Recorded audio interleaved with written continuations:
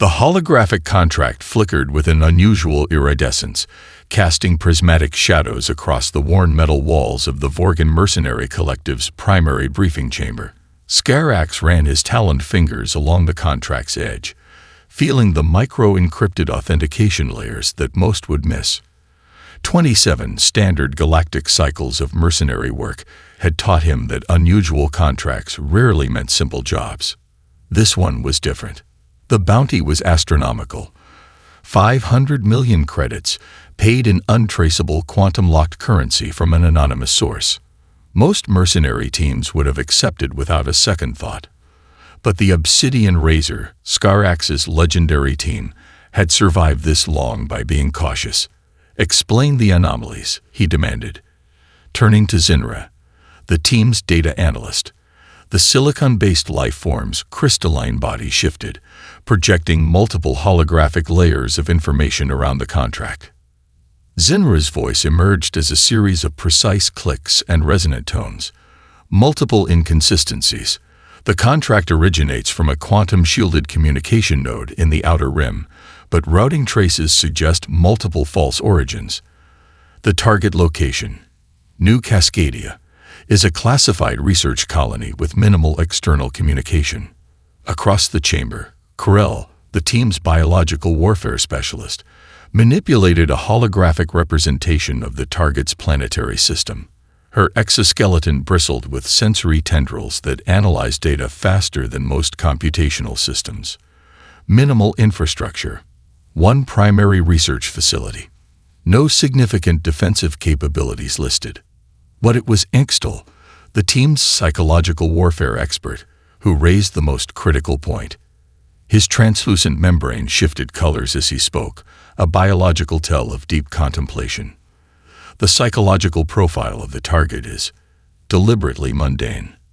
Dr. Elena Rodriguez, xenobiological researcher, published 3 minor papers in the last decade. No significant political connections. No known enemies. Scarax understood the implications immediately. In their line of work, targets this seemingly innocuous often concealed something far more dangerous. The team gathered around the holographic display. 12 members, each representing a different species and specialized skill set. Beyond Scarax, Zinra, Corell, and Engstel, there were others. Vorex, the quantum camouflage specialist whose molecular restructuring abilities made him nearly undetectable. Linara, a telepathic infiltrator capable of parsing neural patterns across species. Coda, a sonic weapon master whose harmonic disruption technologies could shatter molecular bonds. And 6 others, each a pinnacle of their respective evolutionary and technological capabilities. The contract specifies complete elimination. Scarax noted. No survivors. No traces. Engstel's membrane flickered with a pattern indicating deep unease. Someone wants this researcher completely erased. But why? The research facility's published work is mundane. Xenobiological studies on adaptive environmental responses. Grell's sensory tendrils ran complex mathematical projections. The payout suggests the target is exponentially more valuable than the public record indicates. Military-grade elimination contracts typically range between 100 million credits. This is something else entirely. Scarax made his decision with the same calculated precision that had kept the Obsidian Razor operational for decades. We accept, but we prepare for maximum contingencies. The team began their preparation with methodical intensity. Each member underwent comprehensive preparation protocols. Adaptive nano-armor was recalibrated. Weapon systems underwent quantum-level diagnostics. Psychological dampeners were tuned to minimize potential neural interference. What none of them realized was that their preparation was already being observed. Miles away, in a research facility on New Cascadia, Dr. Elena Rodriguez watched their preliminary mission preparations with a subtle smile, her fingers dancing across a holographic interface that was anything but standard research equipment. The hunt was about to begin, and nothing was going to happen the way anyone expected. The descent onto New Cascadia was anything but smooth. Vorrex's quantum camouflage ship cut through the planet's upper atmosphere like a molecular knife, its adaptive hull absorbing and redistributing thermal energy to prevent any traditional detection methods. Coda, the sonic weapons specialist, ran his final calibrations. His specialized equipment could liquefy matter at specific harmonic frequencies, but something about this mission felt different. The standard pre-mission jitters had transformed into something closer to primordial dread. Atmospheric composition is unusual, Zinra reported, crystal-based sensory nodes flickering with confusion. Molecular density fluctuates in patterns that defy standard planetary meteorological models. Linnera, the telepathic infiltrator, suddenly went rigid. Her neural tendrils, normally a calm silvery blue, pulsed with erratic crimson and violet patterns. "There's something watching," she whispered, her multispectral eyes dilating. "Not a consciousness, something else, something that observes without existing." Skarax ignored the metaphysical implications. Survival had always been about practical action. Standard infiltration protocol. Vorrex takes point with quantum camouflage. Linnera provides neural mapping. Grell monitors environmental hazards. The landing was silent. Too silent. New Cascadia's landscape was a study in unsettling perfection. Rolling plains of crystalline grass that seemed to breathe rather than sway. Distant mountain ranges that appeared to shift perspective when viewed from different angles. The research facility sat like a geometric impossibility, its architecture defying standard Euclidean principles. Angstel's psychological analysis systems went into overdrive. The environment itself seemed designed to create cognitive dissonance. Perspective lines twisted. Shadows moved independently of their sources. The very ground seemed to pulse with a subtle, almost imperceptible rhythm. Tactical anomaly. Corell announced, her exoskeletal sensors extending. Gravitational constants are fluctuating. Not dramatically. Just enough to be wrong. Vorrex initiated his quantum camouflage, becoming a near-perfect adaptive reflection of the surrounding environment. But something was different. Normally, his molecular restructuring was instantaneous and complete. Now, the camouflage flickered. Micro-moments of visibility punctuated his attempted invisibility. The first sign of trouble came from Krell's environmental scanners. A section of crystalline grass simply disappeared. Not burned, not destroyed, simply erased from existence, leaving no trace, no residual energy signature. Recalibrating, Corell muttered, but her voice held an unusual tremor. Linnera's neural mapping began to fragment. Telepathic impressions, usually clear and precise, became a chaotic storm of conflicting sensory input, memories that weren't her own. Experiences from species she never encountered. Fragmentary images of research that defied known scientific understanding. Skarax noticed the first physical anomaly. His specialized combat interface, a bio-integrated system that had survived countless missions, began to malfunction. Data streams twisted. Tactical information became nonsensical. Threat assessments fluctuated between absolute zero and infinite complexity. "Something is interfering with our systems," Zinra reported, crystal body now pulsing with defensive algorithms. But it's not a traditional electronic countermeasure. It's more like the very fabric of information is being manipulated. Angstel's psychological analysis reached a terrifying conclusion. This environment is not just observing us. It's processing us. The research facility loomed closer.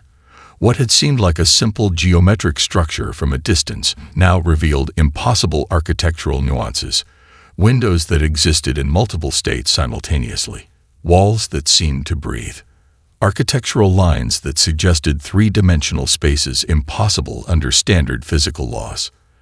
And then, without warning, the first team member vanished. No sound, no explosion, no violence. One moment Vorrex was there, his quantum camouflage flickering. The next moment, nothing. A perfect void where a highly trained mercenary had stood moments before. The mission had changed. and they were no longer the hunters. Something was hunting them. Lynn Era was the first to fully comprehend the nature of their trap. As a telepath, her mind had always been her ultimate weapon, a tool for infiltration, manipulation, and survival. Now that weapon turned against her with surgical precision.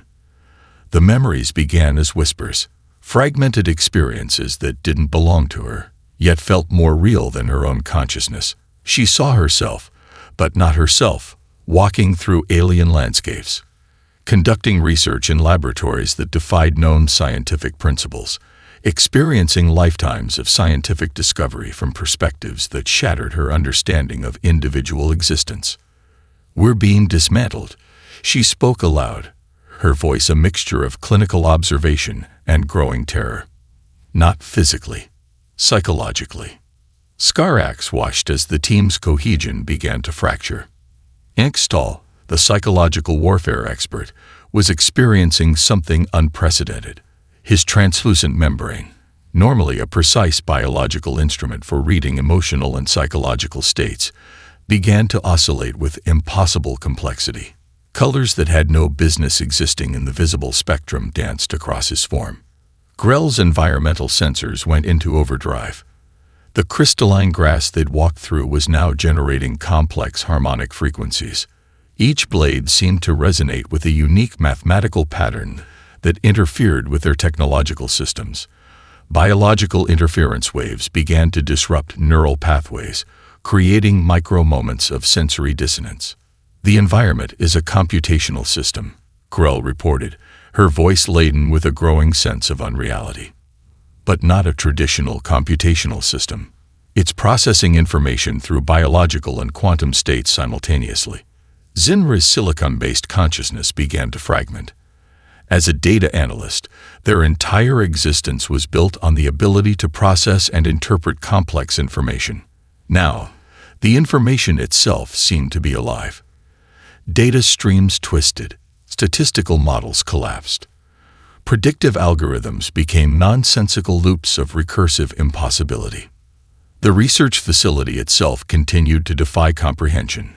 Corridors shifted. Architectural spaces seemed to exist in multiple dimensions simultaneously. A door that had been a solid metal barrier moments ago now revealed itself as a complex membrane of quantum-entangled particles. Angstill's psychological analysis reached a terrifying conclusion. "This isn't just an environment," he announced, his membrane pulsing with colors that suggested pure mathematical terror. "This is an experiment. We are the experiment." Each team member found themselves confronting impossible scenarios. Coda, the sonic weapons specialist, discovered his own equipment turning against him. Harmonic frequencies he'd spent decades mastering now generated auditory hallucinations that felt more real than his immediate sensory input. Memories became weapons. Each team member found themselves reliving moments of profound failure. Professional disasters, personal tragedies, moments of absolute vulnerability that they had spent entire careers burying. The research facility was systematically deconstructing their psychological defenses. But beneath the terror, a more profound revelation began to emerge. This was no random assault. Every psychological attack was precisely calibrated, targeted, designed to break down not just their individual psyches, but their collective operational capacity. Skarax realized they were facing something beyond traditional warfare. This was total psychological deconstruction, an attack that transformed the very nature of conflict. A holographic interface suddenly materialized, not a traditional communication device, but a complex three-dimensional projection that seemed to exist in multiple states simultaneously. A voice emerged, not from any specific source, but seemingly generated from the environment itself. "Adaptation is not just a survival trait," the voice announced. "It is the fundamental language of existence."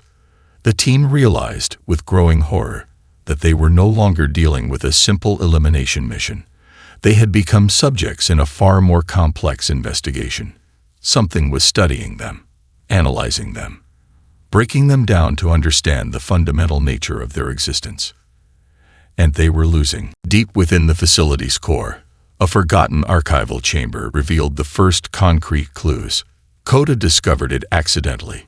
A storage matrix that seemed to breathe with stored information, its quantum-locked data streams pulsing like neural synapses. The archival system was nothing like standard data storage. Each information packet existed in a state of quantum superposition, simultaneously stored and not stored. Traditional data extraction methods would have destroyed the information, but Coda had spent decades working with exotic sonic frequencies that could parse the most complex information matrices. His sonic resonance tool, a device capable of extracting data through harmonic vibration, began to decode the first layers of information. What emerged was far beyond a simple research log. Dr. Elena Rodriguez's work was a comprehensive study of interspecies psychological and technological vulnerability. Each page was a dissection of fundamental weaknesses inherent in non-human cognitive and technological systems. Star charts marked with intricate networks of psychological fault lines. Biological diagrams that mapped out cognitive breaking points across multiple evolutionary tracks. Zinra, connecting to the data matrix, experienced something unprecedented. The information didn't just present itself, it actively interfaced with their consciousness. Computational pathways opened like living neural networks. Data became experience. Research transformed into direct memory. "This isn't research," Zinra reported, crystal body vibrating with a mixture of terror and academic excitement. "This is a comprehensive weapon system." The team's communication systems, already compromised, began to reconstruct themselves, but not as traditional communication devices. They transformed into dynamic information processors that seemed to anticipate communication before it occurred. Angst's psychological analysis systems went into overdrive. The facility was not just observing them, it was actively learning from their presence. Every moment of their infiltration was being processed, analyzed, integrated into a growing understanding of their species' fundamental operational parameters. Grell's environmental sensors detected something extraordinary. The facility's structural composition was changing at a molecular level. Walls didn't just shift, they evolved. Materials rearranged themselves based on the team's movement patterns, creating defensive and offensive configurations in real time. "We're inside a living computational matrix," Grell announced, her exoskeletal sensors trembling. "The entire facility is one complex adaptive system." Scarax found fragments of mission logs that suggested this was part of a larger initiative. References to something called the Adaptive Response Protocol appeared repeatedly. Notes suggested this was more than a research facility. It was a testing ground for a revolutionary approach to interspecies conflict. Lynn Era's telepathic abilities detected something even more terrifying. The facility wasn't just collecting information. It was generating potential conflict scenarios in real time. Millions of potential mission outcomes were being simulated, analyzed, prepared for. A holographic projection emerged, not from any traditional display, but seemingly generated from the very molecular structure of the surrounding environment. Dr. Rodriguez's image appeared, but not as a static representation. It was a dynamic projection that seemed to exist in multiple states simultaneously. "Conflict is information," the projection announced. "Every interaction is a data point. Every species has a fundamental language of vulnerability." The team realized they were no longer just targets. They had become raw data for something far more complex than a simple elimination mission. Suddenly, the archival chamber began to transform. Walls became information streams. Floors dissolved into quantum computational matrices. The very concept of physical space became fluid, adaptive, alive. They were inside a living experiment, and they were rapidly losing control of the narrative. Survival instincts shattered first. Lynn Era discovered her telepathic abilities had become a double-edged nightmare. Each attempt to probe the facility's consciousness flooded her mind with impossible memories. She saw scientific breakthroughs from perspectives that couldn't exist. Lifetimes of research compressed into fractional moments. Civilizations rising and falling in the space between heartbeats. Her neural pathways began to fragment. Coda's sonic weaponry turned against the team. Harmonic frequencies designed to disable and destroy now generated complex mathematical patterns that ate through technological defenses like quantum acid.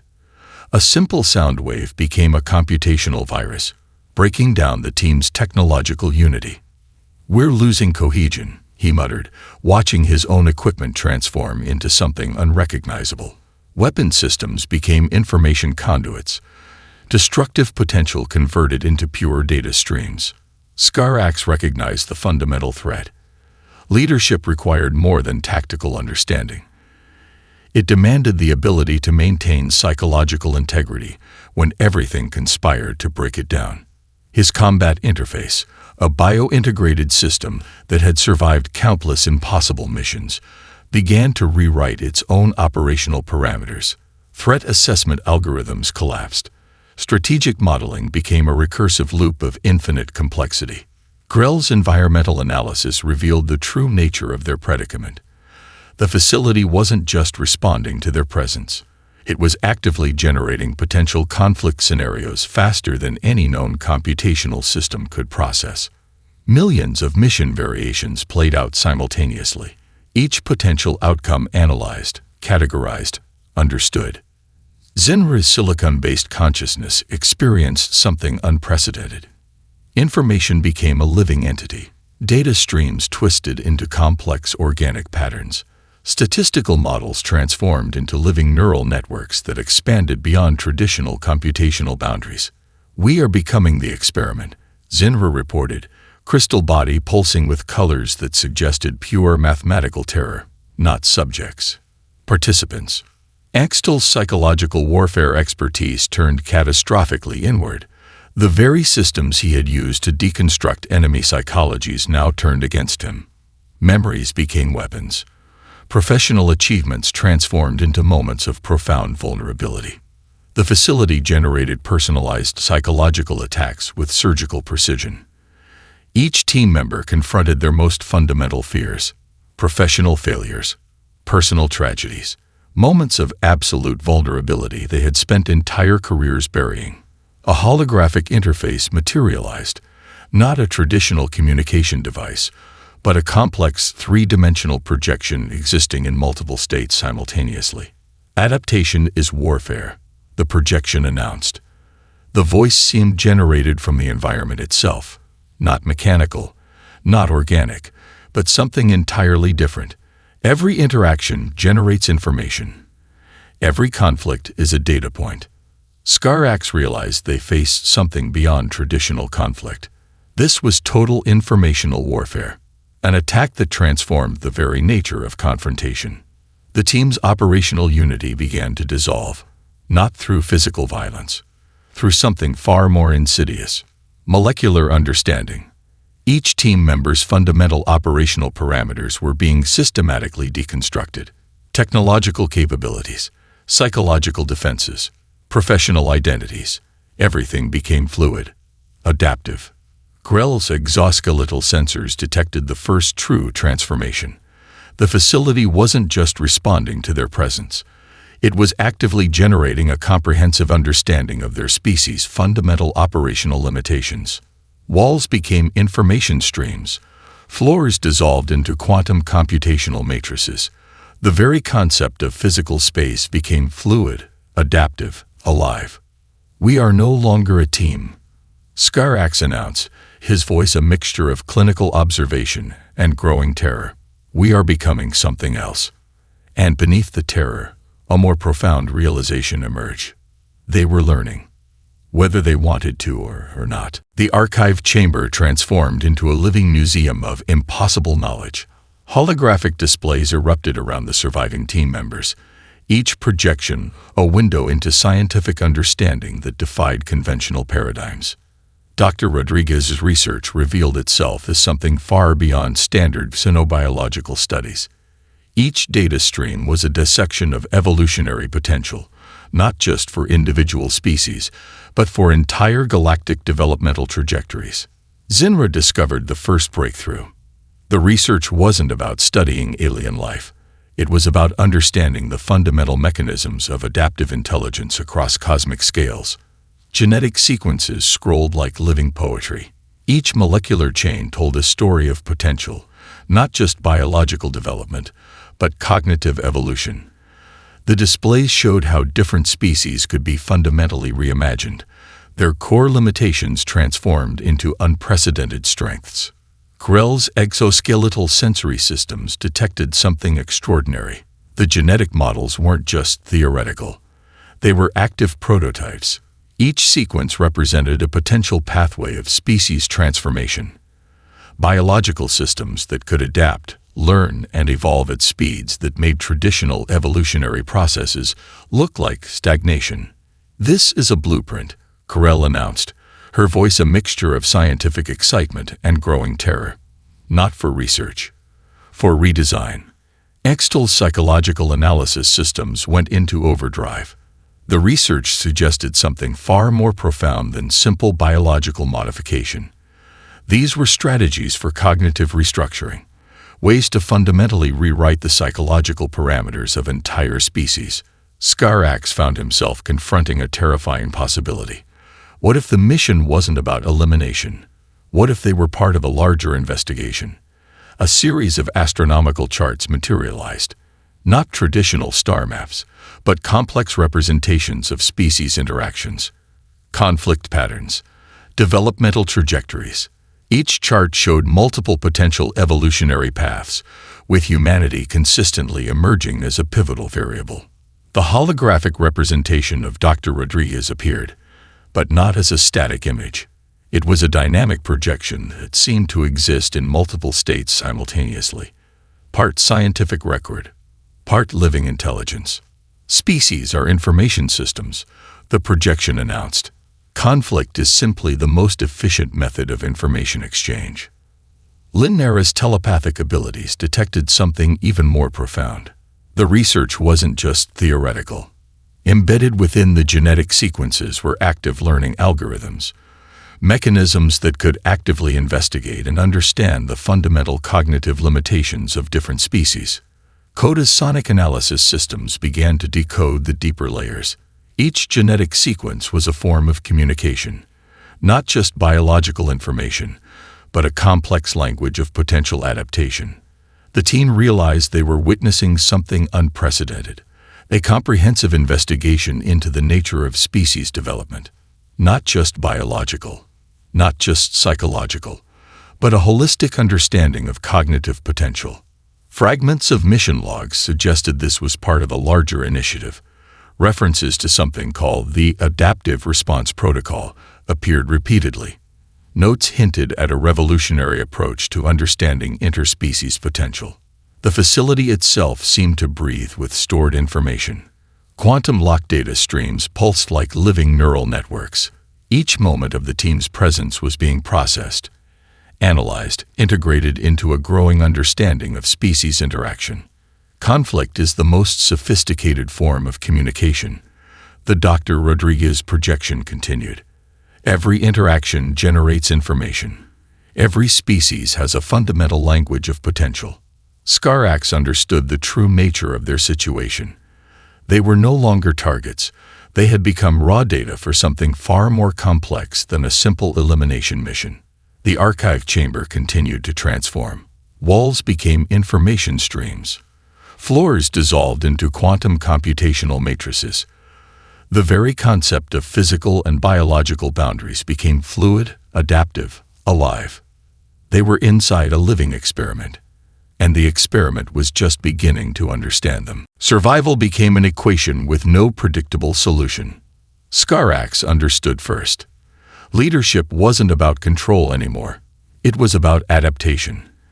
Every moment required a complete recalibration of understanding. The team had become something beyond their original mission parameters. His neural implants began to generate probability matrices that defied traditional computational logic. Threat assessment transformed into a living algorithm. Each potential action spawned infinite branches of potential outcomes, analyzed and discarded in microseconds. Linnera's telepathic abilities reached a critical threshold. She could now perceive entire species' cognitive architectures as if they were living landscapes. The mercenary team's collective consciousness became a complex topographical map of potential and limitation. "We are becoming the data," she whispered, her neural pathways expanding beyond biological constraints. Not observers, not subjects, pure potential. Coda's sonic systems underwent a fundamental transformation. Sound became more than a weapon or a communication method. It became a dimensional language. Each frequency carried complex informational patterns that could restructure molecular and cognitive boundaries. He generated harmonic sequences that could simultaneously destroy and create, deconstruct, and reconstruct. A single sound wave became a comprehensive communication system that could break down physical barriers and rebuild them with surgical precision. Krell's environmental analysis reached a point of quantum complexity. The facility was no longer just responding to their presence. It was actively generating adaptive response scenarios faster than any known computational system could process. Millions of potential mission variations played out simultaneously. Each potential outcome analyzed, categorized, understood within fractional moments. Zinra's silicon-based consciousness experienced a complete paradigm shift. Information transformed from a passive system to an active, living entity. Data streams twisted into organic patterns that pulsed with a form of intelligence beyond traditional understanding. Extel's psychological warfare expertise reached its ultimate expression. The systems he had used to deconstruct enemy psychologies now became a comprehensive understanding of cognitive potential. Memories, fears, achievements, all became raw material for a new form of understanding. The facility generated a confrontation that transcended physical or psychological limitations. A holographic interface materialized, a complex three-dimensional projection that existed in multiple states simultaneously. Dr. Rodriguez's representation was no longer a static image, but a dynamic intelligence that seemed to breathe with collective knowledge. Survival is not about resistance, the projection announced. It's about continuous transformation.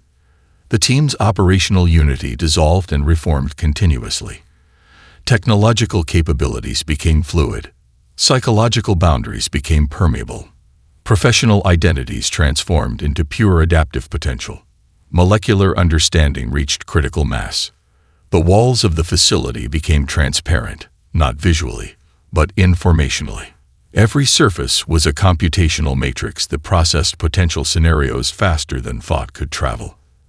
The very concept of physical space became a negotiable parameter. Skarax made a decision that would define their survival.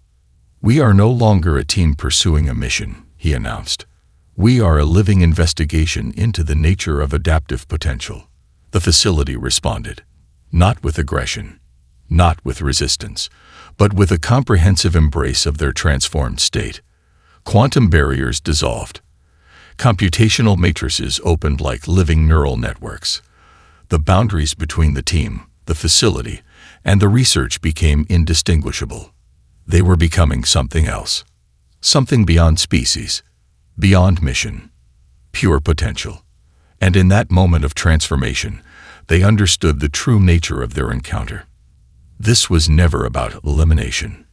This was about evolution. The Vorgan Mercenary Collective received the transmission 3 standard galactic cycles after the mission's initiation. It wasn't a report.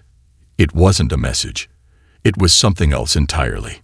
A quantum-encrypted data package arrived through channels that shouldn't exist. Encryption layers defied every known decryption protocol. When finally accessed, it wasn't information in any traditional sense. It was experience. The surviving members of the Obsidian Razor team existed now as something beyond individual consciousness. Their transmission was a comprehensive investigation into the nature of interspecies potential, a living document that rewrote understanding of conflict, survival, and communication. The collective's primary intelligence analysis team spent 17 standard cycles attempting to comprehend the transmission. Quantum cryptographers went mad. Neural network analysts found their computational systems fundamentally altered by exposure to the data. What emerged was a comprehensive deconstruction of every known approach to conflict resolution. The message suggested that warfare was an obsolete concept. Conflict was simply the most inefficient method of information exchange. Species could communicate, understand, and potentially transform through more sophisticated mechanisms. Fragments of the transmission revealed glimpses of the team's transformation. Skarax no longer existed as an individual.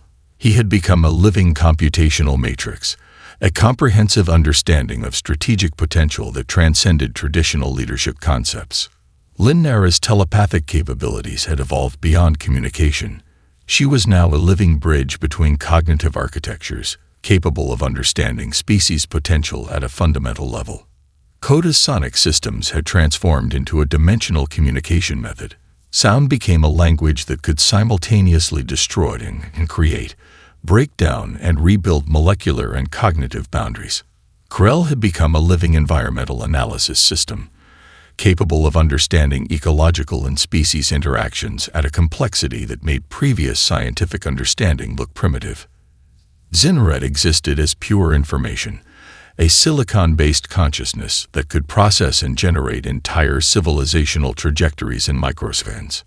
Angstel's psychological warfare expertise had transformed into a comprehensive understanding of cognitive potential. Memories, fears, and achievements became raw material for species-level understanding. The Vorgan mercenary collective found itself fundamentally changed by the transmission. Contracts that had seemed straightforward now appeared impossibly naive. Elimination missions became opportunities for communication. Conflicts transformed into potential moments of mutual understanding. Diplomatic channels across multiple star systems began to shift. Species that had been locked in centuries-long conflicts found themselves reassessing fundamental approaches to interaction.